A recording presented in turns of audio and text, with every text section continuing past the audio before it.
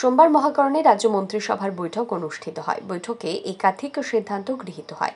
মঙ্গলবার মহাকরণে সাংবাদিক সম্মেলন করে মন্ত্রিসভার এই সিদ্ধান্তগুলি তুলে ধরেন মন্ত্রিসভার মুখপাত্র মন্ত্রী সুশান্ত চৌধুরী। মন্ত্রী জানান, ত্রিপুরা রাজ্য বিদ্যুৎ নিগম লিমিটেডে 104টি ম্যানেজারের পোস্টে নিয়োগের সিদ্ধান্ত গ্রহণ করেছে রাজ্য মন্ত্রিসভা। ইলেকট্রিক্যাল, মেকানিক্যাল এবং সিভিল গ্রেডে এ এবং গ্রেড বি ক্যাটাগরিতে এই পদগুলি পূরণ করা হবে। এর মধ্যে ইলেকট্রিক্যালে গ্রেড এ ম্যানেজারের পোস্ট রয়েছে 24টি। এর শিক্ষাগত যোগ্যতা ইলেকট্রিকে বিটেক হতে হবে। মেকানিক্যাল ম্যানেজার গ্রেড এর জন্য পোস্ট রয়েছে 4টি। ম্যানেজার সিভিল গ্রেড এ এর জন্য পোস্ট রয়েছে 8টি। গ্রেড এর পোস্টগুলির জন্য শিক্ষাগত যোগ্যতা বিটেক হতে হবে। মন্ত্রী আরও জানান, ম্যানেজার ইলেকট্রিক্যাল গ্রেড বি এর জন্য পোস্ট রয়েছে 58টি। এর জন্য শিক্ষাগত যোগ্যতা লাগবে diploma. Manager mechanical grade B এর জন্য পোস্ট রয়েছে 2টি এবং ম্যানেজার সিভিল গ্রেড বি এর জন্য পোস্ট রয়েছে 8টি। গ্রেড বি এর জন্য শিক্ষাগত যোগ্যতার প্রয়োজন হবে ডিপ্লোমা বলেই জানান মন্ত্রী সুশান্ত চৌধুরী।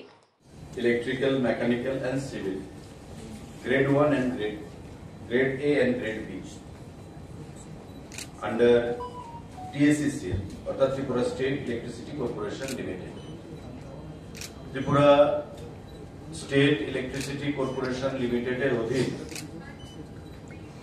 104 জন ম্যানেজার পোস্ট নিয়োগ করা হবে এবং TSECL আগেও তারা করেছে। Tripura state electricity corporation limited নিজেরা পরীক্ষার মাধ্যমে এই 104 জন ম্যানেজার অর্থাৎ জুনিয়র ইঞ্জিনিয়ার তারা নিয়োগ করবে। এর মধ্যে manager electrical grade A post রয়েছে 24 খানা। কোয়ালিফিকেশন গ্রেডের জন্য লাগবে BTech electrical. Manager mechanical grade A post রয়েছে 4 খানা। কোয়ালিফিকেশন লাগবে BTech mechanical. Manager civil grade A post রয়েছে 8 খানা, অর্থাৎ সিভিলে বিটেক লাগবে। ম্যানেজার ইলেকট্রিক্যাল গ্রেড বি 58 খানা পোস্ট রয়েছে 58। কোয়ালিফিকেশন লাগবে diploma in electrical. Manager mechanical grade B 2 খানা পোস্ট।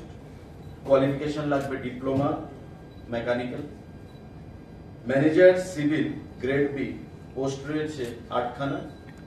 কোয়ালিফিকেশন লাগবে ডিপ্লোমা সিভিল। অর্থাৎ গ্রেড এ এবং গ্রেড বি মিলিয়ে বিটেক এবং ডিপ্লোমা মিলিয়ে 100 টোটাল 4 খানা পোস্ট।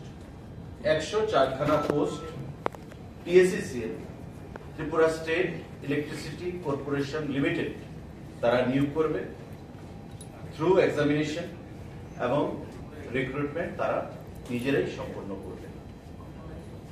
TSECL নিজেরাই আগেও সেটা করেছে, এবারকার রিক্রুটমেন্টও তারা নিজেরাই সম্পন্ন করবে। ক্যাবিনেটে সেই সিদ্ধান্ত গ্রহণ করা হয়েছে। মন্ত্রী আরও জানান, রাজ্যে যোগাযোগ ব্যবস্থার উন্নয়নের জন্য পরিবহন মন্ত্রী হিসেবে তিনি নিজে এবং মুখ্যমন্ত্রী অধ্যাপক ডাক্তার মানিক সাহা সচেষ্ট। মুখ্যমন্ত্রী এর জন্য উদ্যোগ জারি রেখেছেন। আগরতলা থেকে বাংলাদেশের চট্টগ্রাম পর্যন্ত আন্তর্জাতিক বিমান পরিষেবা চালুর উদ্যোগ আপাতত বন্ধ থাকলেও আগরতলার এমবিবি বিমানবন্দর থেকে সিঙ্গাপুর, ব্যাংকক এবং মালয়েশিয়ার সাথে যোগাযোগ স্থাপনের জন্য চেষ্টা করা হচ্ছে। ডোনার মন্ত্রকের বৈঠকে মুখ্যমন্ত্রী তা তুলে ধরেছেন। এছাড়া সম্প্রতি ইটানগরে একটি কনফারেন্স অনুষ্ঠিত হয়।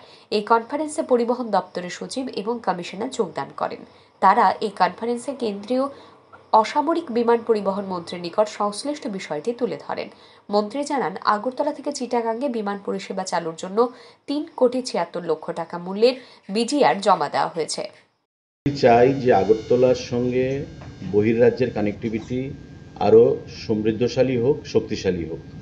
এবং আমি নয়, আমাদের রাজ্যের মাননীয় মুখ্যমন্ত্রী যখনই উনি দিল্লি যান আমাদের বিভিন্ন দপ্তরের মন্ত্রীদের সঙ্গে ব্যক্তিগতভাবে যোগাযোগ করে বিভিন্ন দাবি উনি পেশ করেন এবং তারই ফলপ্রসূ আমরা দেখতে পাচ্ছি যে শিলচর আমাদের বাগডোগরার সঙ্গে হবে, আহমেদাবাদের সঙ্গে হচ্ছে, ফ্লাইটের সংখ্যা বৃদ্ধি পাচ্ছে, চেন্নাইয়ের সঙ্গে হচ্ছে, হায়দ্রাবাদের সঙ্গে হচ্ছে। তো এভাবে আমরা রেগুলার আমাদের চাহিদা রয়েছে এবং আমরা এটাও চাইছি, আপনারা অনেকবার এখানে আলোচনা হয়েছে যে বাংলাদেশের সঙ্গে মানে চিটাগংয়ের সঙ্গে আমাদের যে ইন্টারন্যাশনাল কানেক্টিভিটি যেহেতু এটা বন্ধ হয়ে রয়েছে, আমরা অল্টারনেটিভ সেখানে প্রস্তাব রেখেছি যে সিঙ্গাপুর, ব্যাংকক, তাদের সাথে মালয়েশিয়া, তাদের সাথে যোগাযোগ স্থাপন করা যায় কিনা। তো আমরা মাননীয় মুখ্যমন্ত্রীও সেটা চাইছেন, ডোনারের মিটিংয়ে মাননীয় মুখ্যমন্ত্রী ডোনার মিনিস্ট্রির সঙ্গেও সেটা বলেন, এবং পার্সোনালি সিভিল এভিয়েশন মিনিস্টারের সঙ্গে যখন আলোচনা হয় আমার বা মাননীয় মুখ্যমন্ত্রীর, আমরা সেই বিষয়ে কথা বলি। তো আমরা দেখতে পাচ্ছি যে আমরা পজিটিভ রেজাল্ট পাচ্ছি, এবং these are the benefits of double engine government. এবং আগামী দিনে আমাদের বিশ্বাস যে আমাদের যে দাবি যে আগরতলা থেকে ইন্টারন্যাশনাল ফ্লাইট কানেক্টিভিটি চালু করা, সেটা আগামী দিনে সেটা ফলপ্রসূ হবে এবং আমাদের যে আশা সেটা বাস্তবে রূপ নেবে। মন্ত্রী সুশান্ত চৌধুরী আরও জানান, মন্ত্রিসভার বৈঠকে নলছড়া একটি মহিলা মহাবিদ্যালয় চালুর জন্য সিদ্ধান্ত গ্রহণ করা হয়েছে। আগামী শিক্ষাবর্ষে এই কলেজ চালু হবে। এছাড়া সমাজ কল্যাণ ও সমাজ শিক্ষা দপ্তরের উদ্যোগে মুখ্যমন্ত্রী বালিকা সমৃদ্ধি যোজনা নামে একটি প্রকল্প চালুর সিদ্ধান্ত নেওয়া হয়েছে। এই যোজনায় অন্তোদয় পরিবারের সর্বোচ্চ 2 জন কন্যা সন্তানকে জন্মের পর তাদের নামে 50,000 টাকার এফডি করে দেওয়া হবে।